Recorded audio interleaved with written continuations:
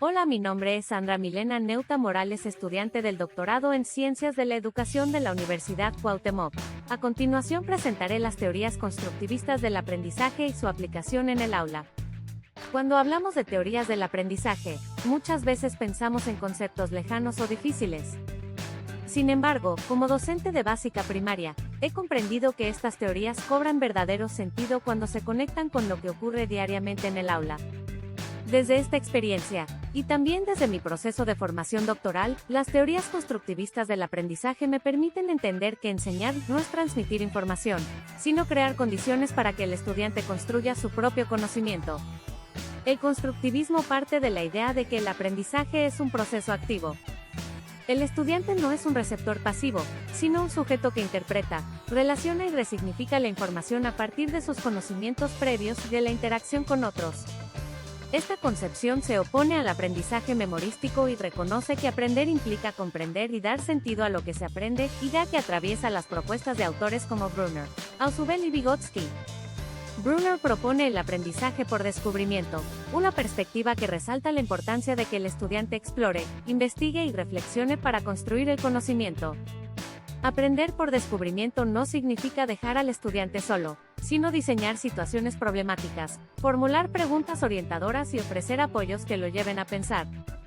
Estudios recientes señalan que este tipo de aprendizaje promueve la autonomía, la motivación, la creatividad y el pensamiento crítico, al tiempo que se opone a modelos tradicionales basados en la memorización. Hernández García y otros, 2022.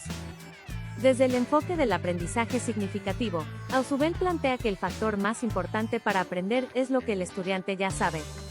Esta afirmación resulta especialmente relevante en la educación primaria, donde los niños llegan al aula con experiencias, saberes y significados construidos en su contexto familiar y social. Cuando el docente parte de estos conocimientos previos y los conecta con los nuevos contenidos, el aprendizaje se vuelve más profundo, comprensivo y duradero. Ausubel, 1983.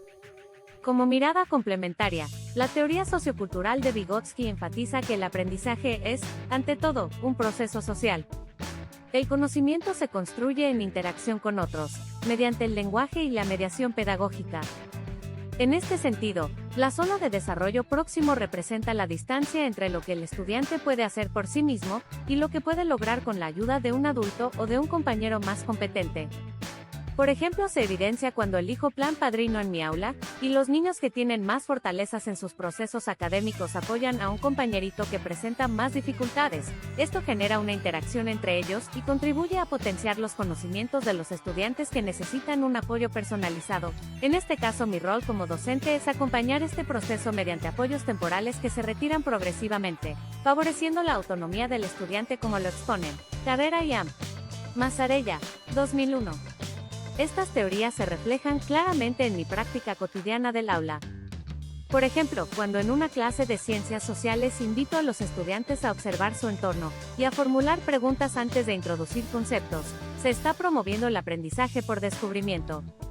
Cuando en lengua castellana se parte de cuentos conocidos o de experiencias personales para enseñar la estructura narrativa, se favorece el aprendizaje significativo. Y cuando en matemáticas se acompaña a los estudiantes con preguntas, modelado y trabajo colaborativo, se está aplicando la zona de desarrollo próximo. En conclusión, las teorías constructivistas del aprendizaje nos invitan a repensar la enseñanza desde una perspectiva más humana, reflexiva y significativa. Brunner, Ausubel y Vygotsky coinciden en reconocer al estudiante como protagonista de su aprendizaje, y al docente como mediador de ese proceso.